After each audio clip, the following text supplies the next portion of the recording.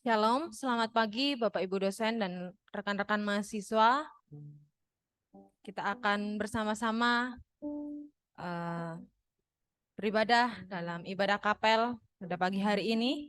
Sebelum kita memulai ibadah kapel pada pagi hari ini, ada beberapa informasi yang harus kita perhatikan bersama-sama.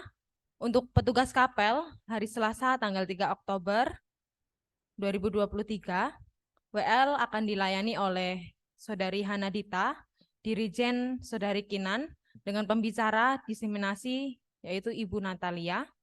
Kemudian untuk petugas doa pagi, tanggal 3 Oktober 2023, MC akan dilayani oleh Saudari Jawa Anggriani, dan pembicara Saudara Stephen Novian dengan tema Kuat dalam Pencobaan. Kita akan mulai ibadah pada pagi hari ini. Mari kita bersatu di dalam doa. Bapa di surga, kami mengucap syukur atas penyertaan-Mu dalam setiap kehidupan kami. Pada pagi hari ini Bapa, kami mempersiapkan diri kami untuk beribadah menghadap hadirat Tuhan. Biarlah setiap pujian kami, setiap doa yang kami naikkan, layak di hadapan-Mu, berkenan di hadapan-Mu, dan nama Tuhan semakin dipermuliakan. Terima kasih Bapa. Kami berdoa, biarlah Tuhan menyertai dari awal sampai akhir. Hanya di dalam nama-Mu Yesus kami berdoa dan mengucap syukur. Amin. Shalom. Saya mengajak teman-teman untuk bangkit berdiri. Kita akan mulai ibadah pagi hari ini. Kita mengangkat pujian denganmu Tuhan.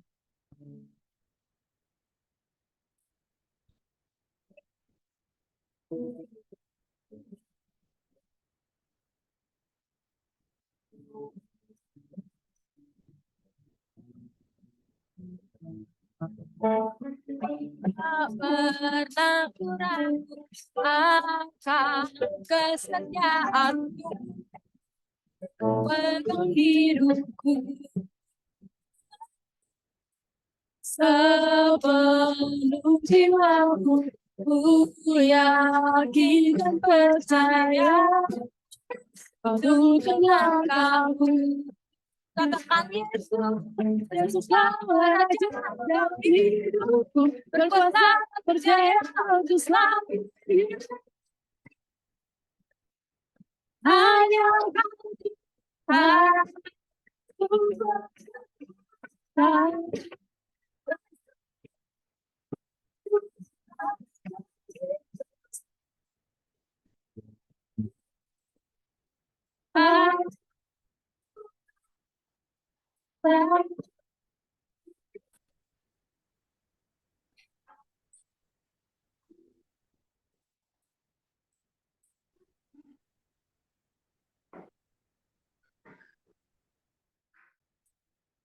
Kita satu dalam segala puji dan syukur kami persembahkan ke hadapan Tuhan. Kalau di pagi hari ini dalam ibadah kapel, kami boleh datang kepada Tuhan untuk memuji dan memuliakan nama Tuhan. Dan juga di saat ini, di saat yang khusus, hamba-Mu akan mempresentasikan hasil penelitian yang sudah hamba-Mu kerjakan, kiranya dapat menjadi berkat bagi kami, dan biarlah Tuhan yang boleh tolong supaya semuanya berjalan dengan baik. Dipuji dan dimuliakanlah nama-Mu, dalam nama Yesus Kristus kami sudah berdoa dan bersyukur. Haleluya. Amin. Shalom Bapak Ibu Saudara. Shalom. Semuanya sehat?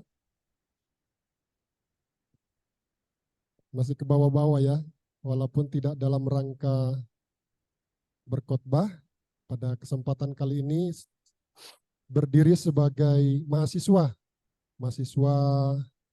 program studi S3 Teologi di kampus kita, dan berdiri dalam rangka untuk menyampaikan hasil penelitian sebagai bagian dari cakupan untuk menyelesaikan program S3 di kampus kita. Baik saudara, kita akan mulai. Saya memberikan judul kajian kritis terhadap queer queer teologi dalam mengantisipasi pertumbuhan legalitas formal pernikahan sesama jenis, ya. Jadi kajian kritis terhadap queer teologi dalam mengantisipasi pertumbuhan legalitas formal pernikahan sesama jenis. Nah, abstrak perkembangan LGBT dan dilatar belakangi oleh lahirnya revolusi seksual. Jadi dilatar belakangi oleh revolusi seksual di dunia barat dari tahun 1960 sampai 1980,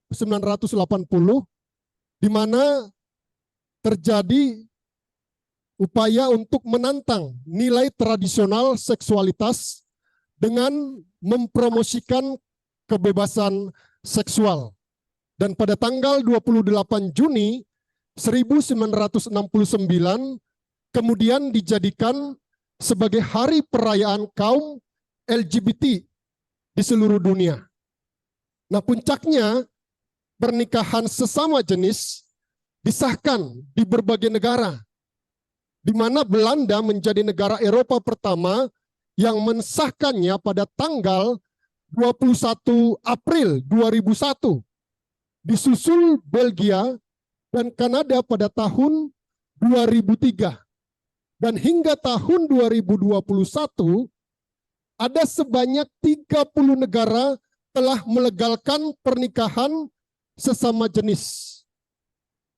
Nah, faktor penting lain yang melatar belakangi pesatnya pertumbuhan LGBT adalah tokoh-tokoh queer teologi, di mana mereka dalam upaya mendukung LGBT dan pernikahan sesama jenis, mereka menafsirkan ulang teks-teks Alkitab yang dijadikan sebagai pandangan dalam mendukung LGBT dan legalitas formal pernikahan sejenis.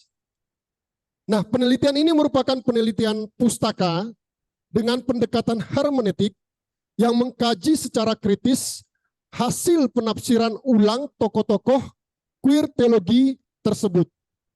Dan hasil penelitian menyimpulkan bahwa para teolog queer teologi mengabaikan prinsip-prinsip hermeneutika yang benar, di mana kelompok ini menekankan kata, frasa, atau ayat-ayat tertentu, namun di dalam teks yang sama juga mengabaikan kata, frasa, dan juga teks yang lain, baik itu sebelum maupun juga sesudahnya, masih dalam teks yang sama. Kemudian tidak konsisten dalam hasil penafsiran teks, serta terdapat ketidaksepahaman. Hasil penafsiran bahkan ada yang saling bertentangan satu dengan yang lain. Nah, saudara, kalau kita lihat bagan ini, itu dimulai dari abad 21. Ya. Dimulai dari abad 21, LGBT dengan laju sangat pesat. Ini pendahuluannya. Lalu kemudian disebut sebagai abad kemenangan bagi kelompok LGBT. Di mana LGBT merambah masuk, menembus dinding gereja. Dan mereka berupaya untuk mengupayakan legalitas formal pernikahan sesama jenis. Inilah yang kemudian menyebabkan abad ini disebut sebagai abad kemenangan bagi LGBT. Nah, revolusi seksual pada tahun 1960 sampai 1980, seperti di abstrak tadi, mereka berupaya untuk menantang nilai tradisional seksualitas dengan mempromosikan kebebasan seksual. 28 Juni 1969, mereka merayakan perayaan kaum LGBT di seluruh dunia, dan mereka menyatukan kaum muda LGBT di Amerika Serikat, lalu mengembangkan kebudayaan free love, gaya hidup hippie. Strategi yang mereka gunakan, saudara, yang pertama, mereka membangun kebenaran versi sendiri yang bertentangan dengan standar moral. Membongkar tatanan norma dan etika yang berlaku dalam masyarakat. Ini strategi yang mereka lakukan. Yang kedua, mengkampanyekan bahwa LGBT pantas memperoleh hak-hak seksual sebab perilakunya dianggap bukan penyimpangan, merupakan fenomena biologis yang wajar. Jadi bukan penyimpangan, melainkan fenomena biologis yang dianggap wajar. Kemudian yang ketiga, dari hasil strategi ini terjadi perubahan sosial politik tentang seks dalam masyarakat dunia.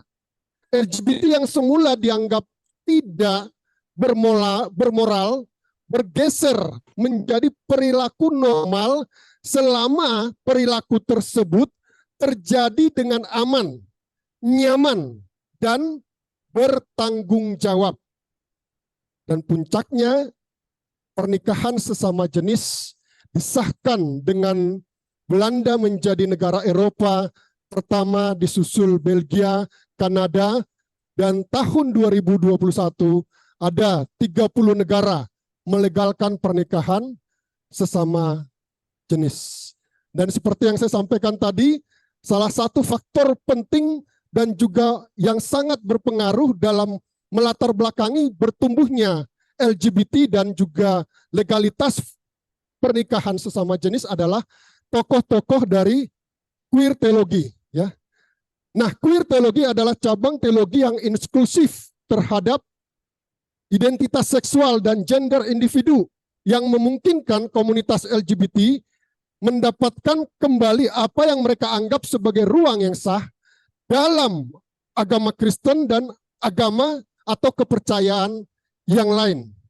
Nah, dalam hal ini tokoh-tokoh queer teologi menyatakan bahwa orientasi LGBT adalah sesuatu yang normal, sehingga gereja tidak berhak menyatakan bahwa perilaku homoseksual bertentangan dengan firman Tuhan. Jadi teolog queer teologi ini berupaya dengan sengaja menciptakan teologi tandingan, ya, diciptakan sebagai lawan tanding teologi tradisional yang menentang LGBT. Ya. Nah, dalam upaya mendukung LGBT dan legalitas formal pernikahan sejenis, tokoh queer teologi mereinterpretasi teks-teks Alkitab yang berkaitan dengan penyimpangan perilaku seksual, ya. Dan hasil penafsiran ulang dari tokoh-tokoh queer teologi ini menyatakan bahwa Alkitab tidak menentang homoseksual sebab homoseksual bukan perilaku yang berdosa. Nah, hasil itulah yang kemudian dipandang oleh kelompok-kelompok LGBT sebagai sebuah tafsiran yang ramah. Ramah tentunya menurut mereka, ya. Ramah tentunya menurut mereka, ya. Nah, kita melihat bagaimana perkembangannya, ya. Di Inggris, pernikahan sesama jenis pertama di gereja Edinburgh 16 September 2015. Di situ kita melihat ada pasangan sesama jenis yang dinikahkan. Di Jerman, Katolik progresif secara terbuka menawarkan pemberkatan sejenis kepada 100 gereja di berbagai penjuru. Dan di Indonesia, sebagian gereja termasuk PGI mendeklarasikan dukungan terhadap LGBT walaupun sebagian dari anggotanya menolak atau menentang, ya. Nah, dalam penelitian ini Bapak Ibu Saudara sudah ada kajian-kajian yang berkaitan dengan LGBT dan juga legalitas formal pernikahan sejenis. Yang terbaru yang saya lihat adalah dari dosen kita juga, dosen muda kita, tetapi saya tidak cantumkan di sini. Bapak Yesaya, betul Pak ya? Ada berkenaan dengan topik ini. Tetapi di sini yang saya sampaikan ada dari Gunawan, ada kajian mengenai pandangan gereja tentang kehadiran LGBT dalam karya pastoral, lalu ada dari alumni kita juga, Bayu Prakoso dan juga Pak Pendeta Aji Susono, kajian tentang perspektif Alkitabiah terhadap gerakan LGBT. Kemudian ada Binsar Antoni Huta Barat, kajian tentang LGBT dalam perspektif Alkitab sebagai landasan membentuk paradigma etika Kristen terhadap pergaulan orang percaya. Nah, kebaharuan yang ingin saya tekankan yang dikaji dalam riset ini, dalam kajian ini adalah belum ada riset yang secara khusus mengkaji hasil penafsiran ulang teks-teks Alkitab teologi queer teologi yang dijadikan sebagai dasar pandangan untuk mendukung LGBT dan legalitas formal pernikahan sejenis.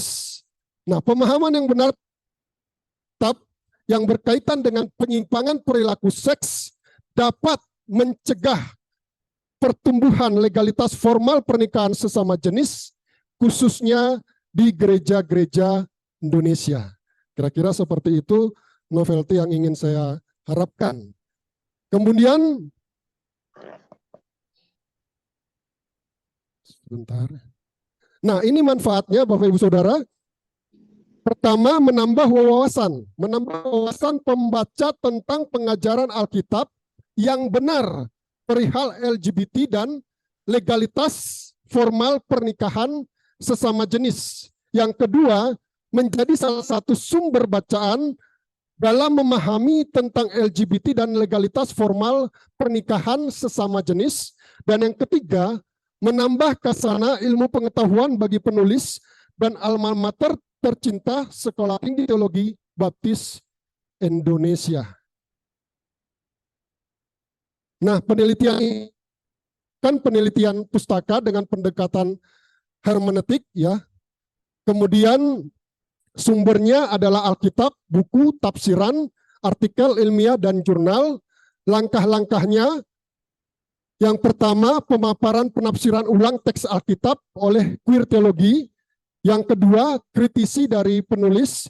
Dan yang ketiga, perumusan kembali pengajaran Alkitab tentang LGBT dan pernikahan sesama jenis. Nah, hasil dan pembahasan saya buat sistematikanya demikian. Yang pertama, rekontekstualisasi Alkitab dan teologi oleh para tokoh queer teologi.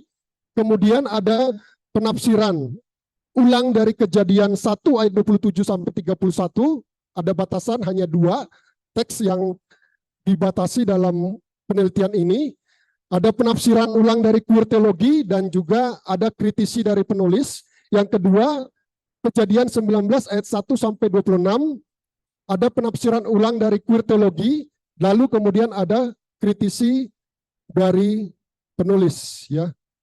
Nah, rekontekstualisasi Alkitab oleh queer teologi. Salah satu diantaranya adalah Elia mengatakan bahwa warisan teologi hasil penafsiran kisah Sodom dan Gomora tidak lagi relevan bagi konteks dan jawaban permasalahan di masa kini, sehingga perlu untuk ditafsirkan ulang sesuai dengan konteks dan kehidupan kenyataan hidup di masa sekarang. Sedangkan Silva dalam literatur Yahudi, dia mengatakan tidak pernah disebutkan alasan hancurnya Sodom dan Gomora karena homoseksualitas. Hubungan dua kota tersebut dengan homoseksualitas baru terjadi pada abad pertama Masehi. Ya. Nah, perilaku homoseksual tidak ditentang oleh Alkitab. Ya. Menentang dipakainya Kejadian 1 ayat 27 sampai 28 untuk mengadvokasi pernikahan heteroseksual ya. Jadi itu upaya yang mereka lakukan untuk merekontekstualisasi Alkitab ya. Nah, kita akan melihat penafsiran ulang queer teologi yang pertama dari Kejadian 1 ayat 27. Ada Roger, dia mengatakan bahwa dipakainya Kejadian 1 ayat 27 sampai 28 mengadvokasi pernikahan heteroseksual hanya merupakan konstruksi buatan yang dirancang untuk menyangkal hak pernikahan sesama jenis. Sedangkan Krauss mengatakan berdasarkan asal kata Adam, manusia itu tidak memiliki jenis kelamin. Benar cucu dan bertambah banyak dapat dilakukan dengan memanfaatkan teknologi yang semakin canggih, ya.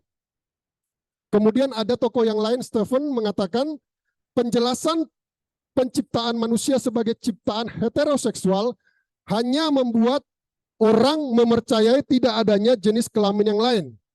Menurutnya, Kejadian 1 ayat 27 bukan ilmu biologi atau ilmu psikologi yang ditulis 500 tahun sebelum Masehi, jelas berbeda dengan realitas abad 21 di mana gender bukan hanya laki-laki dan perempuan, melainkan waria, gay, dan lesbian.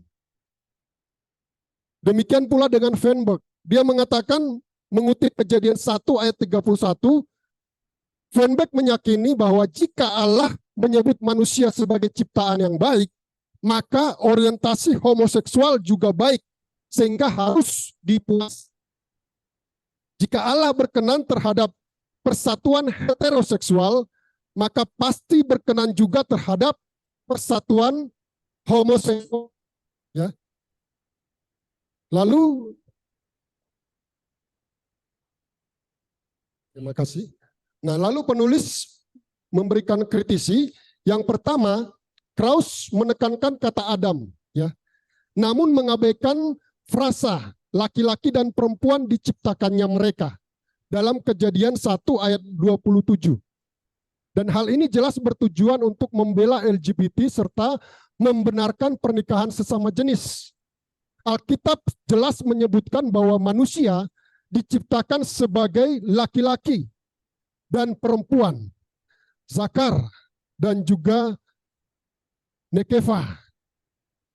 Dia laki-laki dan dia perempuan menyatakan tidak sama jenis kelamin, ya. Zakar juga menerangkan bahwa laki-laki berbeda dari perempuan secara fisik, mental, daya, dan kemampuan seksual. Jadi Alkitab menegaskan bahwa Allah menciptakan laki-laki dan perempuan, bukan laki-laki dengan laki-laki atau perempuan dengan perempuan. Nah, ini diperjelas di Kejadian 2 ayat 21 sampai 25. Dikatakan perempuan diciptakan setelah laki-laki. Allah menciptakan perempuan dari rusuk laki-laki dan membawanya kepada laki-laki itu. Kemudian keduanya menjadi satu daging, manusia dan istrinya. Nah, ayat-ayat ini juga dikutip oleh Tuhan Yesus dalam mengukuhkan hakikat pernikahan. Itu sebabnya pernikahan Kristen adalah sesuatu yang suci, sesuatu yang sakral. Bahkan dua tradisi naratif penciptaan manusia, ada Pris dan Yahwistik, mengatakan bahwa Allah tidak pernah menciptakan manusia di luar dua jenis kelamin yang disebutkan di dalam Alkitab, ya. Nah, manusia diciptakan agar bermultiplikasi, berkembang biak. Nah, hal ini nampak dalam kata kerja kal imperatif yang digunakan, yang diartikan berbuahlah, diartikan berbuahlah. Oleh LAI diterjemahkan dengan beranak cuculah. Agar dapat beranak cucu, harus terjadi pertemuan sel sperma dengan sel telur. Nah, jika yang menikah sesama jenis, bagaimana mungkin dapat terjadi pembuahan? Memang dengan teknologi biomedis bisa mendapatkan keturunan melalui bayi tabung. Namun, tetap harus terjadi pertemuan sel sperma dengan sel telur, bukan sel sperma dengan sel sperma, atau sel telur dengan sel telur. Anak yang didapatkan pasangan sesama jenis melalui bayi tabung bukan merupakan keturunan keduanya, dan jelas menyimpang dari tujuan pernikahan dan perintah beranak cucu. Pasti ada salah satu. Jika laki-laki dengan laki-laki berarti dia butuh sel telur, dan itu dari perempuan. Dan bisa dikatakan itu bukan merupakan keturunan mereka yang hakikatnya seperti yang di dalam Alkitab, ya. Ini mati Bapak Ibu Saudara.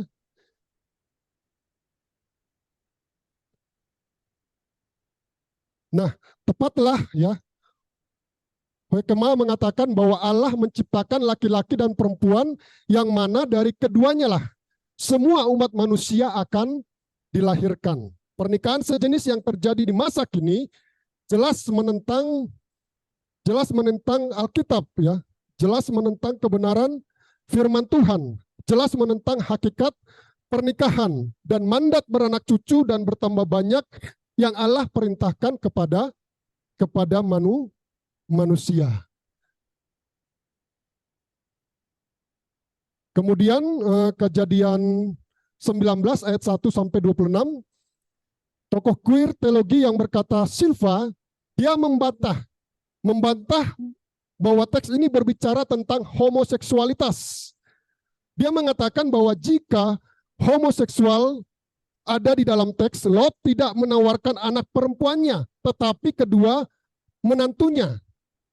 Dengan ini dia menyimpulkan bahwa dengan menawarkan kedua anak perempuannya, Lot tahu bahwa penduduk Sodom dan Gomora adalah heteroseksual. Singgih berbeda dengan Silva.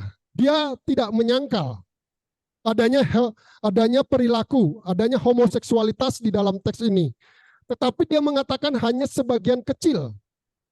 Hanya sebagian kecil. Dan penduduk yang datang menemui Lot itu mayoritas adalah heteroseksual yang hendak memakai kedua tamu Lot. Hendak memerkosa secara homoseksual. Tetapi juga tinggi mengatakan ini baru sebatas niatan karena belum terjadi. Jadi dosa di sini bukan dosa niatan memerkosa secara homoseksual, tetapi bagi Singgih ini baru sebatas dosa niatan memerkosa saja. Tidak ada kata homoseksual, ya. Kemudian dia mengatakan juga bahwa perilaku homoseksual dalam peristiwa Sodom dan Gomora hanya bagian kecil dari dosa yang dilakukan oleh penduduk kota itu, ya, termasuk Silva. Nah, penyebab utama dihukumnya orang-orang Sodom dan Gomora bukan dosa homoseksual, melainkan penghujatan terhadap malaikat Tuhan yang merupakan utusan dari Tuhan. Jadi peristiwa Sodom dan Gomora tidak dapat disebut perilaku gay. Ini Singgi dan Elia khususnya. Silva. Perilaku gay merupakan perilaku yang diisi cinta dan suka sama suka, bukan pemerkosaan massal seperti yang dilakukan oleh penduduk Sodom dan Gomora, ya.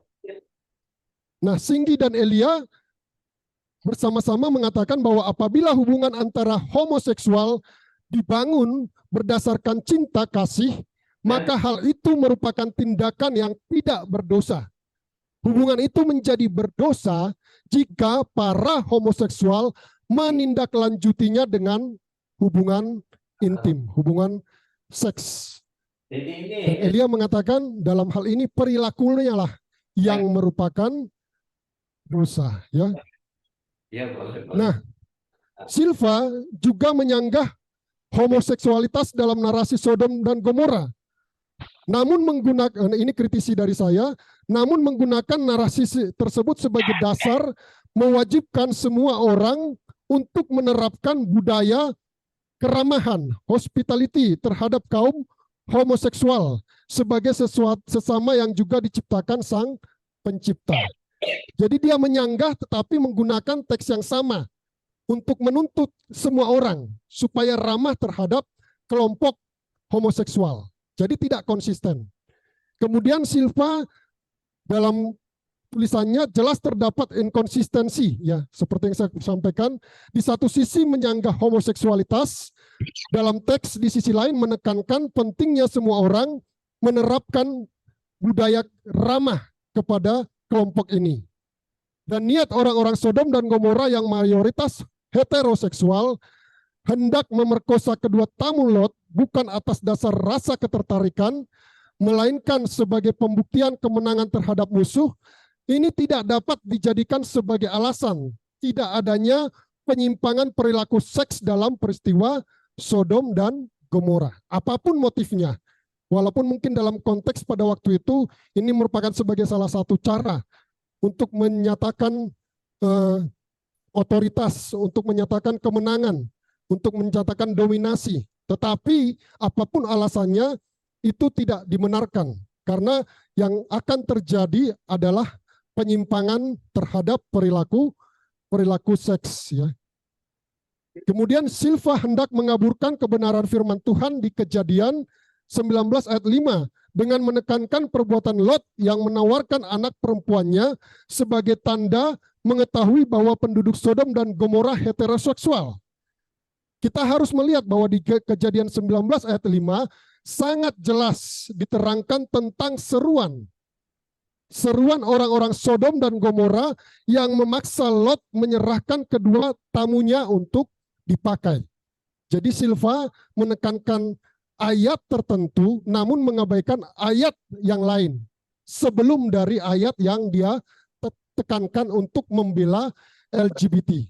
Nah, Halim menegaskan bahwa penduduk Sodom dan Gomora memerintahkan Lot agar menyerahkan tamunya untuk mereka pakai. Nah, dalam teks aslinya kata pakai adalah yada, artinya mengetahui, mengenal, memahami, dan bersetubuh.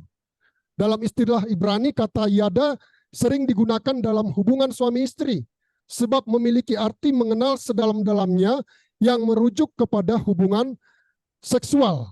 Dan di dalam terjemahan versi NIV menggunakan istilah have sex yang lebih mendekati maksud dari asli penulisan. Melalui makna kata yada inilah dosa penduduk Sodom secara turun-temurun dipahami sebagai dosa homoseksualitas. Nah, Singgi dan Elia mengaburkan dosa homoseksualitas dalam narasi Sodom dan Gomora dengan mengecilkan perbuatan yang menyebabkan dosa homoseksual dan menonjolkan perbuatan yang mengakibatkan dosa yang lain, ya.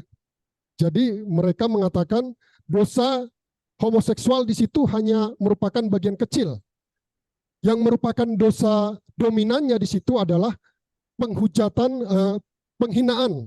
penghinaan terhadap malaikat sebagai utusan Allah yang hendak dipakai. Jadi mereka berupaya untuk mengecilkan dosa homoseksual dengan menekankan, membesarkan dosa yang lain. Tetapi dosa tetaplah dosa. Keduanya adalah bagian dari peristiwa yang memang akan terjadi kalau itu sungguh-sungguh terjadi. Artinya adalah dosa homoseksual juga akan benar-benar terjadi. Dan itu tidak dibenarkan oleh Alkitab. Jadi meski orang-orang Sodom dan Gomora yang homoseksual hanya sebagian kecil, tetaplah merupakan kejahatan di hadapan Allah. Dan sekalipun penduduk Sodom dan Gomora yang hendak memerkosa tamu Lot, mayoritas heteroseksual tidak mengecilkan adanya dosa homoseksual dalam peristiwa tersebut. Kartini menegaskan bahwa seseorang yang memiliki orientasi heteroseksual namun ternyata bersetubuh dengan sesama jenis tetaplah berdosa di hadapan Tuhan.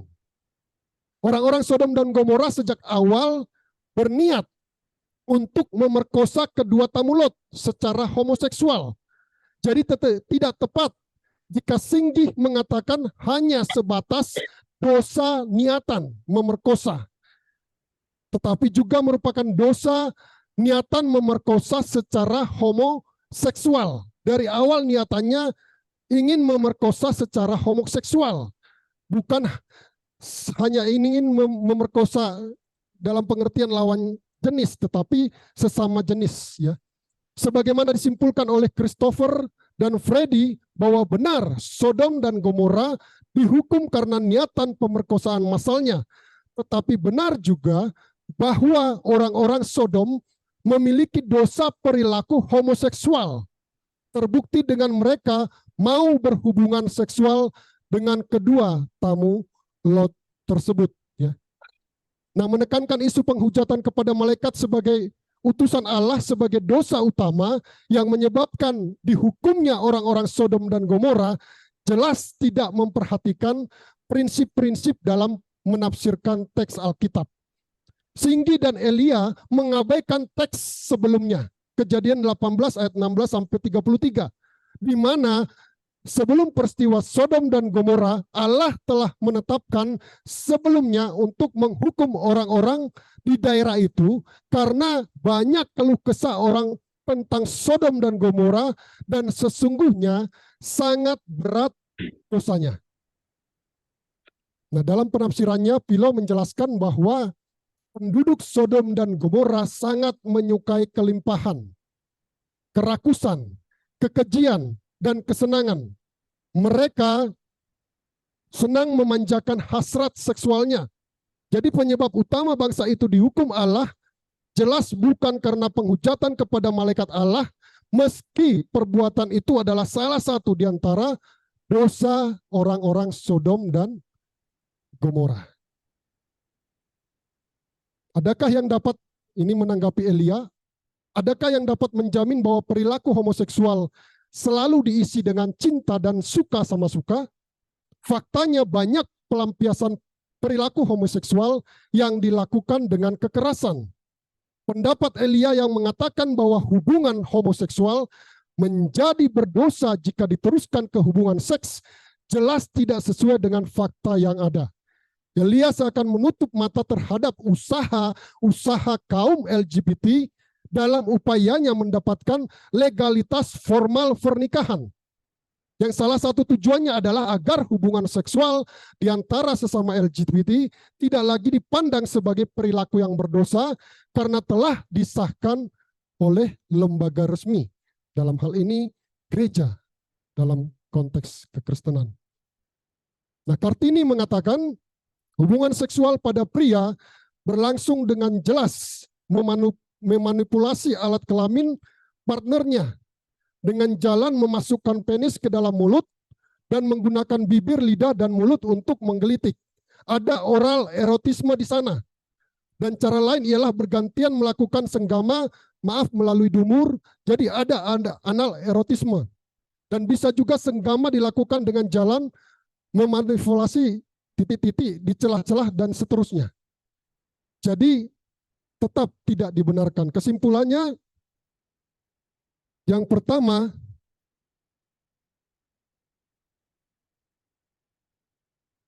para teolog queer teologi mengabaikan prinsip penafsiran yang benar. Ya.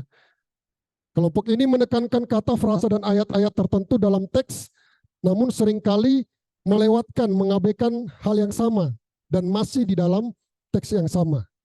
Yang kedua, inkonsistensi.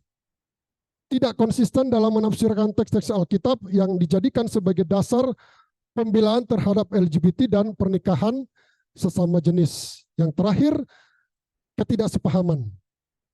Ketidaksepahaman di antara para teolog queer teologi dalam menafsirkan teks-teks Alkitab tersebut, bahkan ada yang saling bertentangan. Misalnya Feinberg, dia mengakui ada homoseksualitas di dalam teks yang berkaitan dengan homoseksual. Tetapi di sisi lain ada tokoh-tokoh lain yang tidak mengakui. Jadi seringkali bertentangan. Sampai di sini Bapak Ibu Saudara, untuk diseminasi yang saya dapat sampaikan, dapat saya presentasikan, kiranya dapat menjadi berkat, dan jikalau ada pertanyaan dipersilakan. Terima kasih.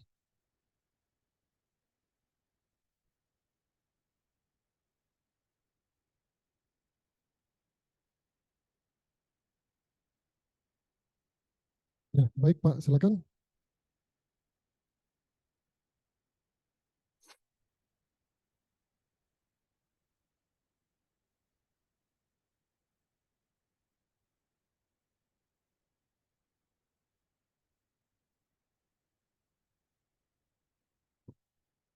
Hari ini waktunya masih cukup panjang, jadi saya bertanya. Beberapa kali saya mau bertanya, tapi waktunya tinggal 5 menit. Hari ini masih ada seperempat jam.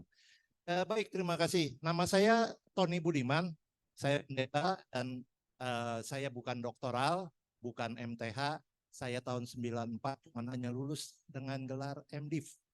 Itu ya, yang sekarang anak-anak sekarang pendeta juga banyak yang tidak kenal itu gelar apa. Mereka bilang itu gelar undergraduate, tapi nggak apa-apa. Saya senang dengan topik ini yang seharusnya memang kita dalami gitu ya. Nah, di sekitar 9-10 tahun yang lalu, saya waktu di Bandung, saya membuat seminar seperti ini gitu ya. Saya mengkaji secara sederhana dari Alkitab, kemudian kita memanggil ada dokter spesialis kandungan ginekolog dari Jakarta yang kalau dia benar kita panggil dengan biaya nggak kuat kita. Terus kemudian saya undang juga psikolog, dia berdinas, dia tugas di salah satu rumah sakit yang besar di Bandung. Nah, di situ kita mengkaji bahwa memang betul. Jadi tidak ada secara Alkitab bukti bahwa Tuhan menciptakan bisa atau dengan pernikahan nanti sesama jenis. Itu tuntas ya.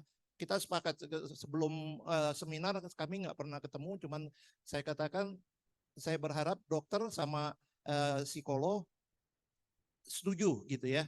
Nah, kemudian saya katakan karena tahun sekitar 98 saya pernah mendalami masalah seperti ini dan saya pernah waktu belajar mau nulis disertasi tapi saya nggak lanjutkan tentang LGBT ini. Waktu itu belum ada tambah Q-nya, queer-nya belum ada ya. Nah, di situ kita melihat bahwa dari segi medis nggak mungkin kita bisa Tuhan tuh sudah menciptakan kita dengan dua jenis kromosom antara XY atau XX begitu ya. Ini udah paten gitu ya. Jadi sehingga itu yang membedakan antara pria dengan wanita. Nah, saya katakan waktu itu karena saya pernah menyelidiki, nanti saya bilang dokter yang menerangkan bisa nggak terjadi genetik. Saya bilang bisa mungkin terjadi ada loncatan genetik karena dengan masalah lingkungan dan juga. Nah, dokter juga mengatakan bisa terjadi ada loncatan. Mungkin bukannya dua secara berpasangan, bisa saja terjadi antara yang satu punya X-nya satu, ada Y-nya dua. Ini penentu, ya kromosom penentu untuk jenis kelamin. Atau punya tadi dua Y ya. Atau bisa juga terjadi 2X, 1Y, itu terjadi loncatan. Tetapi itu sebenarnya agak jarang terjadi. Jadi dalam kesimpulannya akhirnya kita menyimpulkan sebenarnya ini perilaku. Ya memang waktu itu kami nggak meninjau dari sudut antropologi. Begitu ya. Mestinya dari sudut antropologi sebenarnya ini sudah lama ya seperti dari Alkitab sejak Sodom dan Gomora. Ya ada penduduk atau suku-suku tertentu yang mengamini pernikahan, bukan pernikahan, perilaku seksual yang menyimpang seperti itu dengan dalih segala macam begitu ya. Nah, tadi saya melihat dikatakan PGI mengeluarkan statement. Betul, waktu itu saya ikut terlibat dan bahkan di dalam Zoom juga kami diskusi. Akhirnya dikeluarkan pernyataan oleh Bu Henriette bahwa itu bukan pernyataan dari PGI. Itu pernyataan pribadi dari si J. J aja, saya nggak mau pakai, nggak boleh karena ini. Nah, dia dinyatakan sebagai itu pernyataan dia pribadi. Berapa pengurus yang kami tahu seperti itu begitu ya. Jadi itu pernyataan pribadi, dikeluarin statement pernyataan. Jadi PGI nggak pernah mendukung sesungguhnya. Itu satu. Yang kedua, mesti menekankan bahwa memang kalau kita berdebat khususnya dengan Singgih itu, saya punya beberapa buku, saya salut dengan Singgih itu ya. Pak Singgih itu tajam, kritis gitu ya. Tetapi pada waktu membahas masalah seperti ini, saya suka tersenyum gitu. Ini kok udah PhD, kok udah kawakan begitu, yang harusnya udah profesor, kok membahasnya seperti itu begitu, yang seharusnya udah bukan kelasnya. Nah, di sini saya melihat bahwa perilaku ini sebenarnya ditularkan. Kalau benar dia terjadi karena loncatan genetik, ya, atau kromosomnya yang berubah, kita waktu itu sepakat dia tidak akan melakukan hal yang dikatakan pernikahan sejenis. Apalagi melakukan hubungan seks secara bebas. Gitu ya. Yang saya enggak tahu bagaimana pada waktu pandangan pendeta tentang misalnya HIV itu apa gitu ya. Apakah HIV itu satu penyakit yang ya cuman gampang-gampang aja lah, nggak apa-apa begitu ya. Atau sebagai satu hal yang mematikan, karena pada waktu HIV itu mulai dibicarakan itu sampai banyak kalangan dari rohaniwan ini berkata bahwa itu akibat hukuman dari Tuhan. Yang saya bilang bolehlah dianggap sebagai hukuman dari Tuhan akibat keberdosaan, sama seperti Sodom dan Gomora. Nah, baik, ini dan saya nggak tahu ini cuma apakah artikel biasa atau disertasi. Harapan saya bisa saya bukan dokter, tapi saya usul aja Pak, gitu ya, bisa lebih didalami lagi dengan berbagai ini, karena kalau kita bicara dengan teologi, mereka akan selalu memutar, karena hermeneutiknya mereka memutar balik terus apa yang ada, dan bahkan sudah diterbitkan oleh mereka Alkitabnya, gitu ya, ada Alkitabnya kapan yang sekarang buat choir ini, bahwa pernikahan sejenis itu oke, dan Tuhan pada waktu menciptakan tidak ada. Sebenarnya itu udah tuntas, dan melalui penelitian medis yang begitu lama nggak ada gitu ya, kromosom penentu itu yang menentukan jenis kelamin seseorang, dan itu nggak mungkin terjadi bahwa dia bisa punya ketertarikan untuk menikah dengan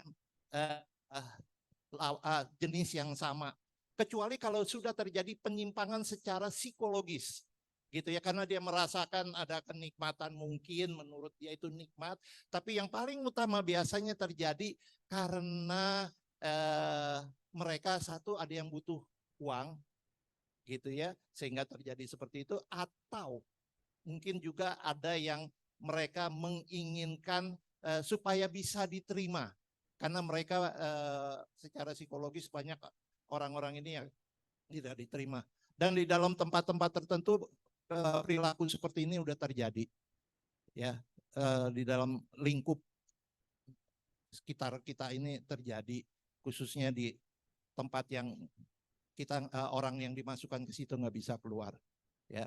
Kalau saya bilang itu nanti sebut jelas nanti bisa ini, tapi saya percaya ini mimbar akademik, jadi bisa tetap dipertanggungjawabkan. Oke, itu Pak. Jadi kalau memang nanti dibikin disertasi, saya senang karena saya dulu mau menulis tentang seperti ini, dan saya sudah punya orang-orang yang akan saya teliti. Terima kasih. Ya, terima kasih Pendeta. Ya, sedikit menanggapi. Jadi memang seperti tadi di bagian tujuan penelitian, saya lebih menyoroti queer teologinya yang memang muncul sebagai, bisa dikatakan sebagai sesuatu yang segar bagi kelompok ini, ketika kelompok-kelompok yang tentunya ini dari kelompok liberal ya, mencoba untuk membuat teologi tandingan berkenaan dengan sikap dari teolog-teolog tradisional perihal keberadaan mereka. Jadi memang perlu disikapi, karena hasil penafsiran reinterpretasi dari kelompok ini yang kemudian menjadi salah satu faktor utama yang mereka gunakan untuk berupaya menembus ya dinding-dinding gereja.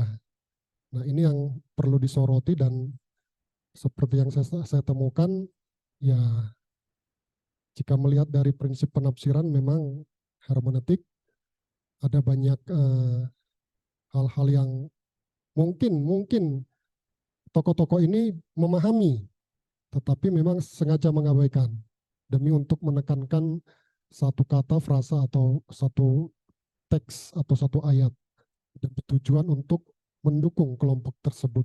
Saya yakin ya, saya baca juga buku Pak Singgi, saya punya juga pendeta, beliau memang sangat luar biasa ya.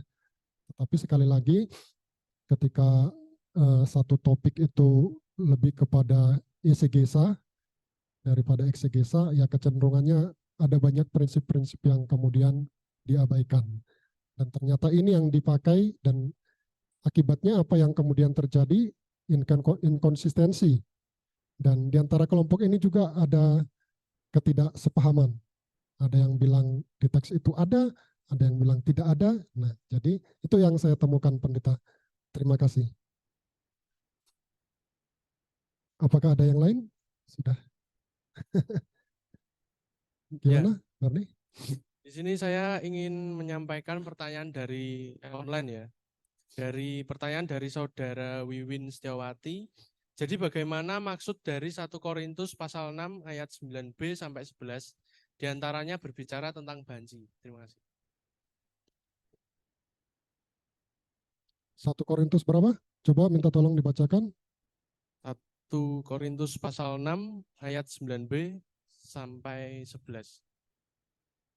Salah satunya banci ya. Ya, jadi saya lebih setuju dengan Pak Pendeta Tony ya. Jadi kemudian muncul istilah-istilah seperti itu, sampai kemudian ada kata banci dan lainnya, ya lebih kepada perilaku, kebiasaan yang kemudian menjadi pembiasaan. Sebenarnya di dalam heteroseksual sendiri, ya banyak penyimpangan-penyimpangan juga, ya betul ya, banyak penyimpangan-penyimpangan juga. Tapi kemudian itu menjadi suatu kebiasaan, pembiasaan dalam satu komunitas, ya. Saya yakin laki-laki di sini, maaf kata, kalau sering membiasakan hai gitu, nanti lama-lama bisa begitu. Benar? Iya. Padahal sebenarnya normal. Betul nggak? Coba ketemu nanti sama Ferdi, hai. Nanti semuanya ikut. Bisa jadi ikut, ya. Di mana pergaulan yang buruk itu merusakkan, ya. Jadi itu yang seringkali justru diabaikan oleh kelompok ini. Tapi justru itu yang jadi kebiasaan dan pembiasaan mereka. Sampai kemudian mereka ingin mendapatkan identitas dari masyarakat, termasuk juga dari agama, secara khusus dari gereja. Dan yang dimaksudkan oleh Paulus juga ya kecenderungannya ya seperti itu yang terjadi. Terima kasih. Masih ada? Cukup? Jika sudah, saya kembalikan kepada pemimpin acara.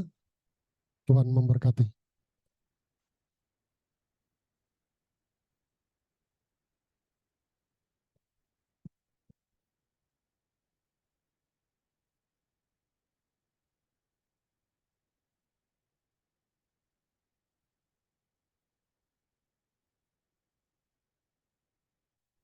Terima kasih untuk Pendeta Thompson yang telah mengaparkan hasil penelitiannya. Saat ini kita akan bersama-sama menyanyikan Mars STBI. Kepada Bapak, Ibu, dan teman-teman dipersilakan bangkit berdiri. Kepada Saudara Eta, dipersilakan untuk dapat memimpin.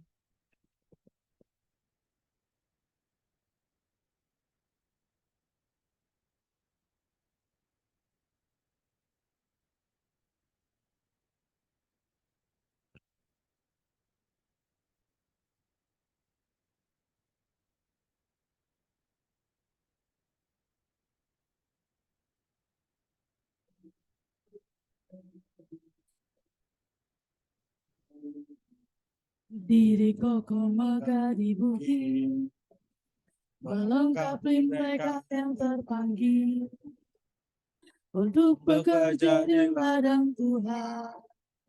jaga dan cukup cukup ilmu serta jujur, lain sebagai di Tuhan, bagi hormat dan kemuliaannya. STB melengkapi hambanya, siap memberitakan Injilnya. berita Takkanlah Injil Tuhan sampai ke ujung dunia. lihat padi telah siap ditua, tiada tersedia cukup peluang. Lihat banyak jiwa kan binasa, tiada pengharapan hidup Yang yang kekal satukan hati bergandeng tangan, angkatlah jiwa yang kan binasa. STB Melengkapi hambanya, untuk siap memberitakan Injilnya. beritakan Takkanlah Injil Tuhan sampai ke ujung dunia.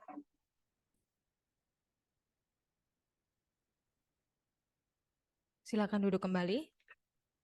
Kita akan mengakhiri berakapel pada siang hari ini untuk doa penutup dan doa pengutusan dengan kasih Bapak Yesaya Bangun Eko Lisanto. Persilakan.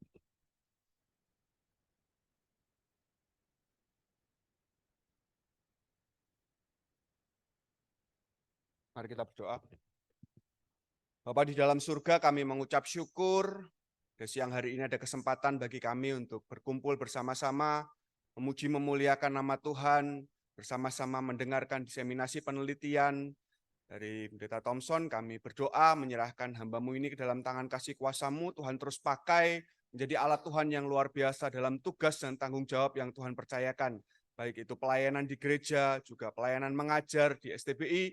Tuhan akan menolong, memberkati hamba-Mu, boleh terus menjadi saluran berkat bagi banyak orang. Terima kasih Bapak, sebentar kami akan berpisah, kami akan melanjutkan aktivitas kami. Tuhan terus sertai dan jagai kami secara khusus ketika pada weekend ini kami akan berangkat ke gereja kami masing-masing, tempat di mana Tuhan izinkan kami melayani. Berkati masing-masing dari kami, sehingga kami terus boleh melayani Tuhan dengan baik, memuliakan nama Tuhan melalui segala hal yang kami kerjakan. Terima kasih Bapak, terpujilah nama-Mu, di dalam nama Tuhan Yesus kami berdoa. Amin. Terima kasih, berakapel telah selesai. Selamat melanjutkan aktivitas. Tuhan Yesus memberkati.